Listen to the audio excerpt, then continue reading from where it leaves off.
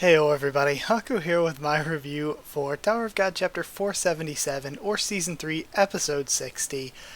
Sorry I fell so behind for such a long time on reviews of this. I had always been like, okay, when I get time I'm gonna catch back up, and then finally I was like, you know what, I just need to continue from where we are currently, and the ones I missed, don't worry, I will still be doing reviews on them, because there are definitely a few that I think are like really, really good, and that I really want to talk about, especially when it comes to like some of the Walls arc stuff that I didn't get to when it comes to reviews. There's still a lot that I want to talk about, so I will be going back and reviewing them as soon as I can. I just want to get back on track with doing these weekly, though, and I'll just go back to the ones I missed later. Yeah, I really like the fight going on, just to talk about this chapter alone. I like the fight going on with Baam and Karaka versus Kallavan. I'm liking it way more than if you would have told me, oh, Baam and Karaka are gonna fight Kallavan. I'm liking it a lot more than I thought I would have. We also had some Cha and Dewan stuff this chapter. I'm not as interested in that. And that's a personal thing. I'm not saying, oh, the Cha and Dewan stuff is terrible or anything. It's just, personally, if you were to ask me, like, who do I want to show more screen time to, I'd be obviously like, all Baam's regular allies. But even if you were like, no, rankers only, I'd be interested in seeing the Yuan Sung and Hachonhi stuff, more White, more Yama, of course, even more Doom, or Kelhelm, yeah, before I would say Cha or Dewan. They just personally don't interest me as much, but there are things around them that interest me a lot, especially right here toward the beginning. We see this potential prince, or piece of Zahard's power is maybe what the princes are. Like I said a long time ago that I thought maybe Zahard split himself into 13 pieces with the rings to climb back up and form back together, gaining new power, sort of like a split apart and do shadow clone training sort of thing. But I don't know, because this guy was way back before Dewan and Cha got sealed away, and he looks like Zahard, yet Karaka's relatively young as far as Tower of God time goes, and you would have to assume Wangnen's probably pretty young as far as Tower of God time goes too. So there's a big age gap here between whoever this person is and them. But that just adds to the mystery. There's so much mystery surrounding the rings and the princes that I'm really excited for. So Cha and Dewan being connected to that is something about them that I do care about. Same thing with their allies. I want to know more about the guy who looks like Rak. Is he potentially a pure-blooded or close to pure-blooded ancient? Also Kunhin Luck and what's going on with him as a trader. I'm really interested in him. But yeah, Cha to me is a character who at first I thought I wasn't going to like, but then CU totally subverted my expectations for who he was going to be. And like, if we're talking about like a -10 to +10 scale on how much I like his character, I was expecting to not like him, to be in the negatives, but he's like a 2 or 3 for me. He's like, I'm pretty neutral on him, but for a character I thought I wasn't going to like, being pretty neutral is pretty good. Dewan, though, I love her design. However, her character, a lot of people have brought up that she's pretty inconsistent. And I kind of feel that too. It's just one of those things where, of course, humans are inconsistent. Humans make mistakes and flip-flop, but it's just really weird for her to be like, okay, I want to stop all this fighting, so I'm going to help Zahard's army just for now to make sure the fighting stops and then we have peace. And she's like, oh, I do this because I want to give up on the fighting and live a normal life. Okay, well then, give up on the fighting and live a normal life. You don't have to work for Zahard's army. You don't have to do this. Just go off, mind your own business, screw everyone else, find some kingdom out in the tower somewhere and live your own life. But then she's like, okay, the whole purpose at first was that she heard from this prince guy and she was going to kill Baam because he's like, oh, if I kill him, that'll bring peace. So I should just kill him, and then later on she saves him.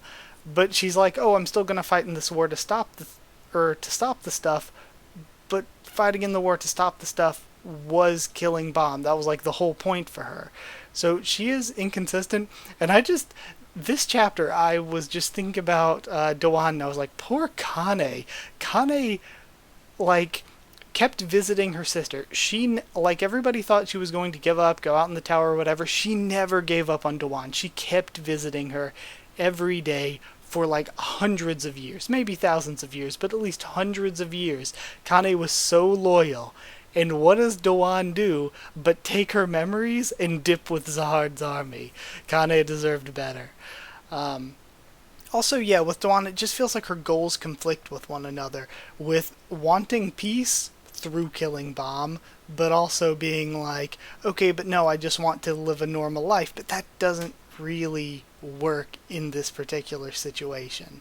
So, yeah, just getting that Chan Dawan stuff, since it was at the beginning of the chapter, getting that out of the way.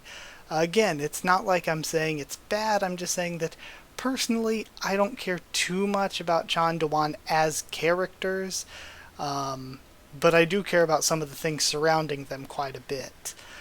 So with the Baam and Karaka versus Kallavan fight, that was the majority of the chapter, and honestly, I kind of love it. I like that Baam and Karaka's teamwork is really cool, and it's sort of logical for what their abilities are.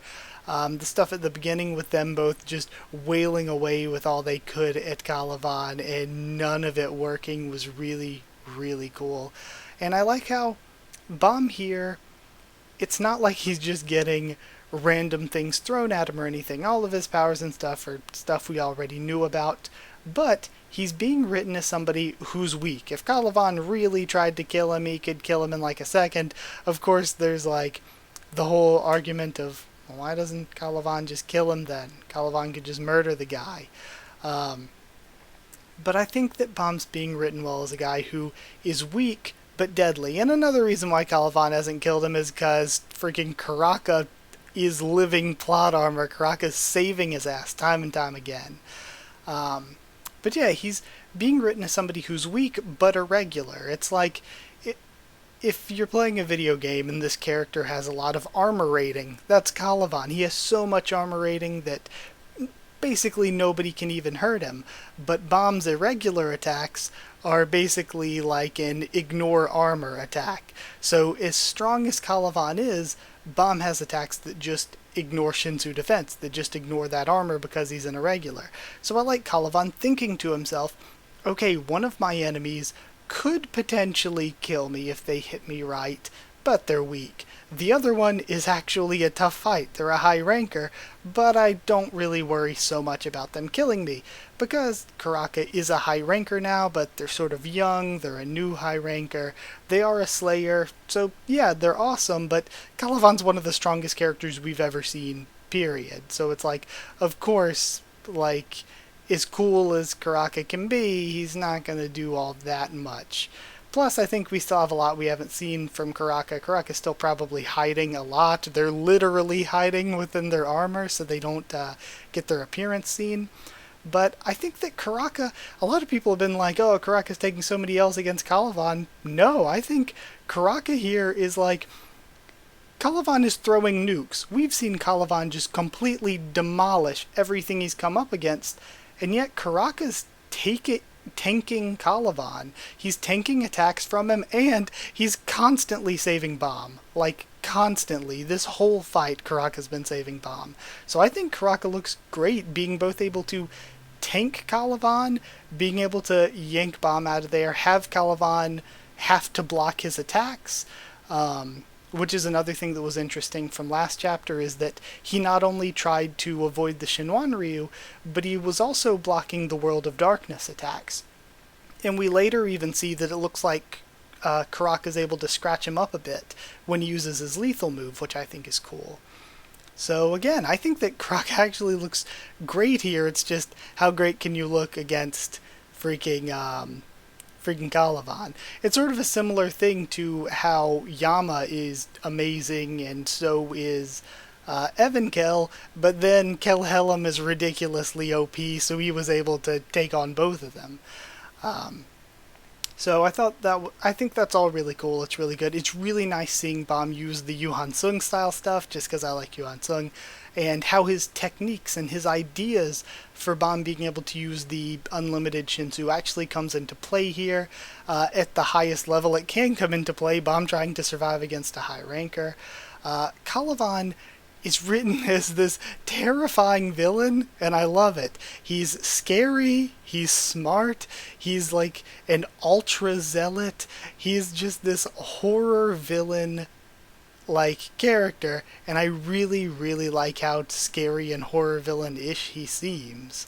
So yeah, I thought all that was good, and I like too that even with Shinwan Ryu, even with Baam or Shinsu Black Hole Sphere, even with Baam being able to ignore his Shinsu defenses and stuff, he's still only scratching Kallavan. He's barely hurting the guy, even with his sort of irregular abilities.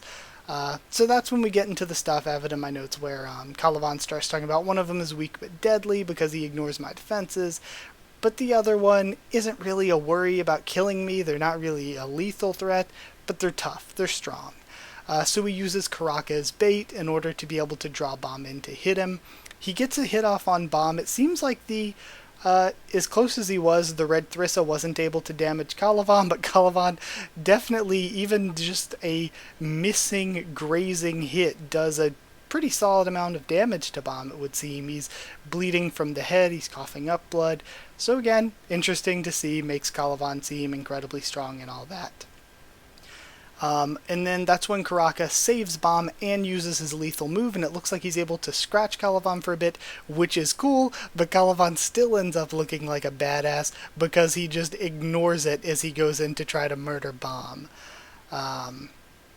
Then around there, Baam gives a nice speech after again being saved by Karaka, but Baam gives this nice speech about how he's just a normal person. He makes mistakes. He has dumb decisions. He sometimes acts on impulse. He's not some king. He can't be like Zahard and all that. But he's in the right here. He's just trying to do what's right, and if they're throwing all their soldiers' lives away for doing something that's wrong, then, I mean, is he really at fault here? Like, he might be making mistakes, but at least he's doing what's right compared to what they're doing. So then he pulls out a transcendental skill, and I love that even with the transcendental skill, he's able to hurt Kallavan's arm a little bit, but Kallavan is still scary as hell, just like, still too weak. I love it. So Dewan intervenes there, more saving and getting pulled away by Karaka. Again, living plot armor. Baam pulls out the blue Thrissa and is able to use the blue shield when trying to think of a defensive move, and I really, really like this because before in the series, the Blue Demon's like, hey kid, let me out, use some of my powers, I can make you super strong, and Baam is just like, that's incredibly sketchy, I'm not taking powers from you at all. So I like that now that he's using the blue Thrissa some, this could be used in the future for a lot of writing where we don't know how corrupting or how evil the Blue Thrissa could be. We don't really know how much we can trust the Blue Thrissa and Baam using its power. So I like that that's another sort of wrinkle in what he's doing here. I also really like the use of Kun, Haku, and Shibisu here. With Haku being able to sort of communicate between the different groups that are going on here and help out Evankel and all that, that's really cool. Kun is not only helping White, but also serving in this sort of, I don't know, the role that we've seen here with, what's more of a support role, I guess. It's not really what I was thinking of, but you get what I mean. I like that they're being used on the battlefield in a way that's very helpful and very vital to what's going on, but not necessarily having to be out there fighting. And of course we have soldiers who aren't rankers, which gives people for like Hats and Shibisu to fight. I do like, though, that we had Lefav mentioning, and Lefav has gone missing seemingly, we had Lefav mention that they're not even as strong as a ranker anymore, so could we potentially get Shibisu versus Lefav, or Hatsu versus Lefav? I think that would be entirely entertaining. So yeah, in general I have here that I love Baam and Karaka versus Kallavan. I'm actually really, really enjoying it.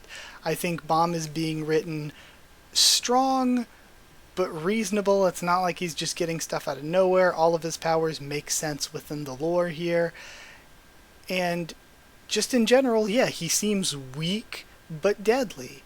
And Karaka, of course, I have more respect for Karaka in this fight than I've had for him ever before because he's constantly saving Baam's ass. Baam would be dead a million times over if not for Karaka constantly covering for him. So I'm actually really liking Karaka here.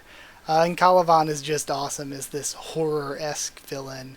The Dewan and Cha stuff, though. Dewan? What?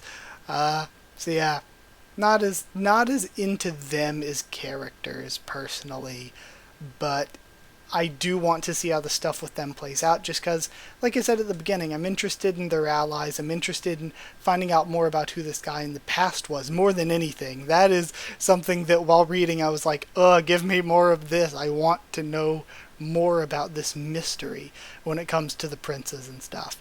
That's something that's super intriguing to me, and I like that even after all these chapters, Tower of God does still have a lot of mysteries. Like when we get into more princess stuff, who the other slayers are, a lot of stuff like that I think is really cool. So I'm probably going to give this 8.5 out of 10. Dang, I didn't think of anything interesting. 8.5 blue shields out of 10. Yeah, it wasn't very good. But I'm giving it that just because I really like the fight that's going on, but the John Dewan stuff at the beginning I didn't really care as much for. So yeah, I've been enjoying this arc. I loved the Walls arc. I actually think the Walls arc, I want to go back and reread it, and of course I will when I take notes and do reviews for the chapters I missed, but I think the Walls arc could end up being not one of my favorite arcs, but definitely sort of top half if I were to list every arc or something. I actually really liked the Walls arc a lot, especially the ending to it.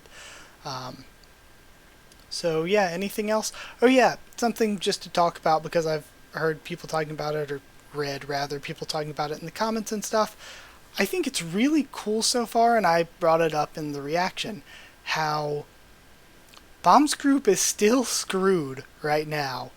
Like, even if they manage to do something against Kallavan, let's imagine Dewan and Cha cancel out or something, if they fight each other, even if Dukoko is able to be taken down now that they've fused with the Windbird, we still have Yama and White are basically Baam's only big allies that are still fresh. Yuan Sung is going to be fighting Chonhee, and we don't know how injured or tired he could be after that. Pretty much White and Yama are Baam's only allies that are still fresh. But when we go to the other side of things and we look at who is still fresh, all of the division commanders of Yusracha's division are still, like, they still haven't even shown up.